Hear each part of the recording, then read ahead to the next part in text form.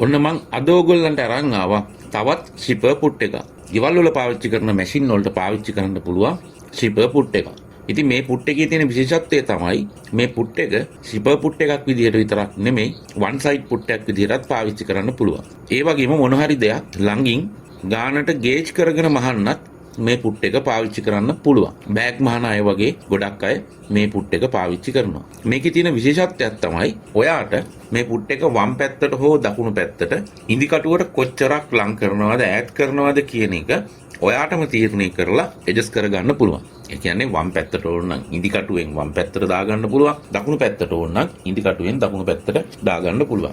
ඔයාට අවශ්‍ය තැනට තියලා පිටිපස්සේ තියෙන ඇණය තද කරන්න විතරයි තියෙන්නේ. ඉතින් ෂිපර් මහණෙකුට අමතරව ඔයාට මේ පුට් එකෙන් ඔයාගේ අවශ්‍යතාවල් වලට අනුව නිර්මාණශීලීව හිතලා තව ගොඩක් දේවල් කරගන්න පුළුවන්. ඒ වගේම තමයි මේ පුට් එක බොහෝ මැෂින් වලට පාවිච්චි කරන්න පුළුවන්. ඒ කියන්නේ නෝමල් මැෂින් එකකට උනත් කළු පාට මැෂින් එකකට උනත් පාවිච්චි කරන්න පුළුවන්.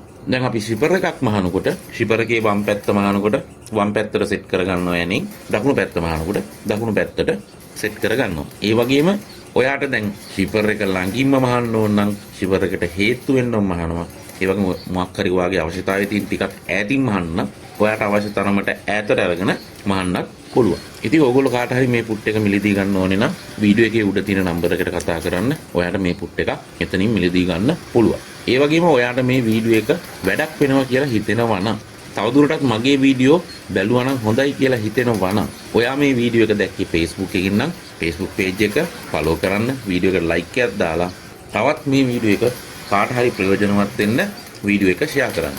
ඒ වගේම මේ වීඩියෝ ඔයා දැක්කේ YouTube channel එකකින් නම් YouTube channel එක subscribe කරලා bell icon එක click කරලා notification on කරලා තව කෙනෙකුට වැඩක් වෙන්න මේ වීඩියෝ එක share කරන්න. ඔයාට මේක ප්‍රයෝජනවත් වුණා වගේ තවත් කෙනෙකුට මේක ප්‍රයෝජනවත් වෙන්න පුළුවන්. ඒ වගේම ඕගොල්ලන්ට මොනවා හරි ප්‍රශ්නයක් තියෙනවා නම් අහන්න යටින් කමෙන්ට් එකක් දාන්න. ඉතින් මම මේ වගේ වැදගත් වෙන වීඩියෝ එකක් අරගෙන ඉක්මනින් ඕගොල්ලෝ හම්බෙන්න එන්නම්.